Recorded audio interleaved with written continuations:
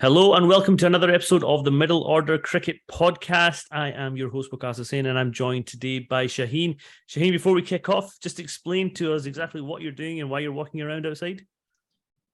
So basically, I'm in the compound. I'm just walking because it's about 9 o'clock here, so the kids are about to go to sleep. So I thought before they cause a riot, I'll just jump out. So I'm walking in my compound. Explain the flags above your head. So as you can see, we're 1 week away from the World Cup kickoff.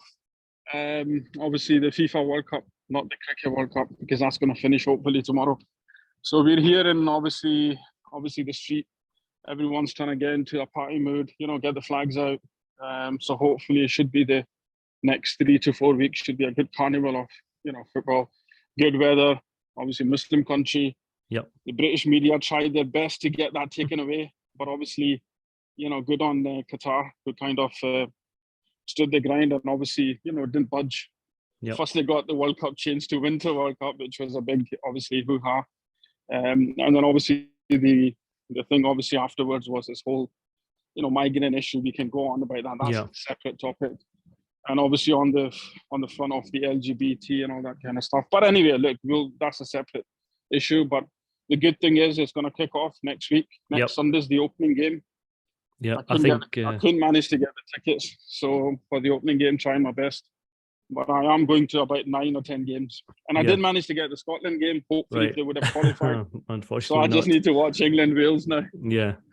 Well, I think everybody actually can't wait for the World Cup football to kick off. But while we're here, we're on the eve of the Pakistan-England final in the T20 World Cup.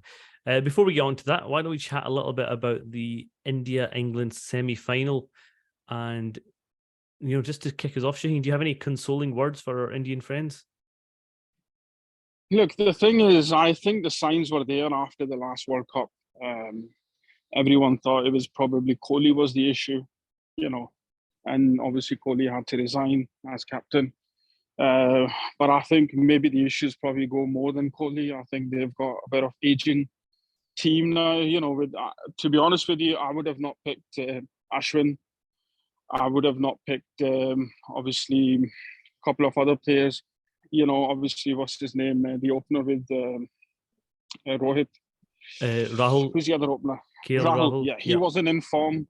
He should have not been in the team. Obviously they've got a couple of other boys who've been performing in IPL for a few years, but I think it was maybe the same issue as the buddy club with them as well, So I think now they probably should realise and press the reset button. And I think, to be honest, they've got a ready-made captain leader in their team in Pandya. Yeah, I mean, I was surprised when they gave Rohit Sharma the captaincy in his sort of old age. Now, I mean, you would think maybe they would go for a younger, more junior, fitter captain. I think the reason they went with obviously Rohit was because he was proven in IPL. He had won three titles with Mumbai, I think, as a captain. So I think they went for that because obviously they knew he would perform. But to be honest with you, one thing we've seen that, and we can probably have another discussion on that. Yeah. We know for a fact the Pakistani bowlers are a different level. We've seen that now. This World Cup's proven it. So those batsmen are not used to facing those bowlers in IPL. They can play whatever Sri Lankan bowlers, their own Indian bowlers, Australians, whatever they want to play. But when they have come up against bowlers, especially in the last 2 years, we've seen in the Asia Cup, we've seen in the last T20 World Cup, Pakistani bowlers are a different ball game. It's just not one bowler who would come at you with 140 plus. It's like one after another. So I think fine. Obviously, they don't want Pakistani players to play in the IPL. So who's the one who's come out better out of it? This is what since the IPL started is our third final, I think. Third final. Yeah, second final. Yeah. So so anyway, so I think it's a time for Indian team now to click the reset button. They need to, obviously, Pandya's there, ready-made captain, already proven, won, obviously, the IPL last year. And I think they just need to pump in some young players into that team. I don't think Rohit, Kohli, Ashwin,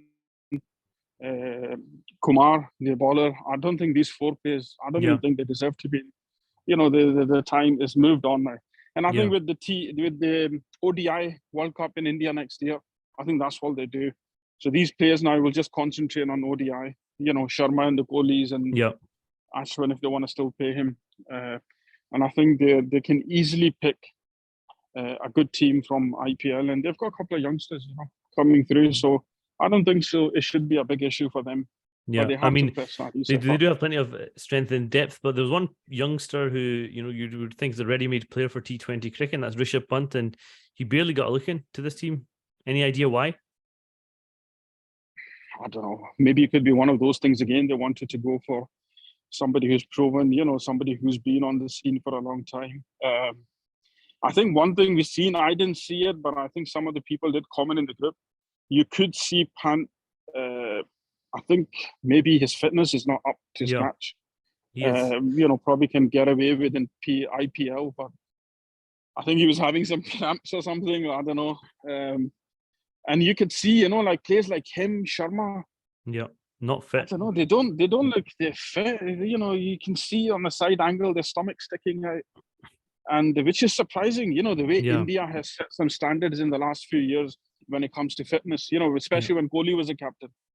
And for international cricketers, I mean, you would expect for international, So I'm surprising. So maybe that might have been the factor. But then again, I think on his given day, we know as well. We've seen it before. Pant, he can change the course of the game. You know, just with a couple of overs. So I think maybe they might go with him now. They might tell him that, listen, you know, up your fitness, and then maybe he could be the vice captain with Pandya. You know, for the T20. Another one who's a lot of people have been talking about as the sort of second coming of AB de Villiers is Surya Kumar Yadav, who did score some runs throughout the tournament, but never really against top bowling attacks. Yeah, I don't know. Did he get a high score against South Africa? He scored about 50 odd, but it was a low score. Low score. So against Pakistan, the first game he struggled. Yeah. Obviously, and then he had I think a good game against. Was it Zimbabwe, I think. So, again, I think goes back to my earlier comment, IPL, world stage, it's a big difference. You know, you can play as much IPL as you want.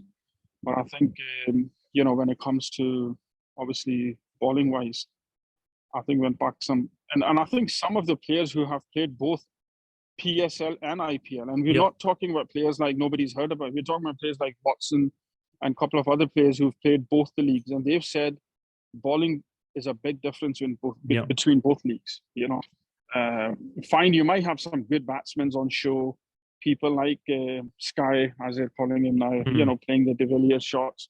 But I think when it comes to pure bowling, good bowling, I think PSL is probably above IPL in terms of bowling. And it's not pretty. I mean, anybody can lose a match, you know, at whatever stage, but to lose a semi-final by 10 wickets, you know, 170 runs without taking a wicket, that's an embarrassment. I think it is an embarrassment, and I think maybe the Indian team misjudged the pitch. I think, you know, 62 for 2 or 62 for 1 after 10 overs. I know we were going on against Pakistan, you know, don't get to a good start. But at least with Pakistan, the openers would fall cheaply, and then you would have the other batsmen in. So you can still blame, Pakistan were 3 down or 2 down after 10 overs, and then new players who came in, like Iftikhar or maybe one of the other middle order, they needed a bit of time to, you know, Shan Masood. But with India, it can't be an excuse. You can't be like 62 for 1. You know, like obviously you got to show some intent. You come back to that same word. Maybe then it just goes back to obviously with Kohli and Sharma, maybe both similar kind of players. Yeah. Maybe they had to break up the batting. Maybe send Yadav 1 down. Maybe they need to, you know, obviously promote Pandya. But that's obviously not our concern. This is obviously up to India what they need to figure out moving forward. Yeah, absolutely. I mean, Hardik Pandya probably. But the worrying is, the worrying thing is, I know obviously a lot of people were like, you know, we rather faced England in the final, but after watching the way England chase, a lot of people then start switching back. You know what? We have this India team any day. Yeah, but I think we've seen England over the past few years, you know, in peak form. I don't think there's a batting lineup, or no other team has the same intent when they're batting, like the English do when they're on it. 100%. And I think Morgan is the one who kind of set that tone. Yeah. We've seen teams in like New Zealand, maybe the last year or two when they were under McCullum, he kind of came out with this approach. And I think Morgan is the one who kind of, you would say, perfect that approach. The way they would just go at it from ball one. They don't care. They could be like 60 for 4 after 6 overs. Yep. Because they know this is the approach they're going to go. And I think most of the time it does pay off. Yeah. There might be the odd time where they might just collapse and there might be 100 all out. But how often have you seen England in the last 5 years or 4 years, where they have gone through, where they've come out, they've gone ball one. Yep. And I think there's been probably 1 game out of 5 or something where they have maybe collapsed. Yep. And probably that hasn't worked. But most of the time you see when it does work, whether it be Butler, Roy, whether it be, now they've got Hales. I think initially when they started off with this approach, it was Hales and Butler. Hales and Jason Roy who were the openers. So, and I think again coming back to that point, Pakistani bowlers, different ball game altogether. Yeah. And I don't think they will be getting those lollipops they were getting from the Indian bowlers. No. So, and the advantage which Pakistan's got is, Afridi will start with that top. Naseem Shah doesn't work straight away. Babar will switch it over to Mohammad Wasim and Rauf, bring them in. And, if one of the bowlers is leaking some extra runs, if any of the fast bowlers doesn't work in the power play, he'll just give one over to Nawaz or maybe even Shadab, and I think we've seen sometimes England have struggled against spinners in the power play if you do give the odd over. So that might be an interesting matchup. But obviously we will see how those things pan out.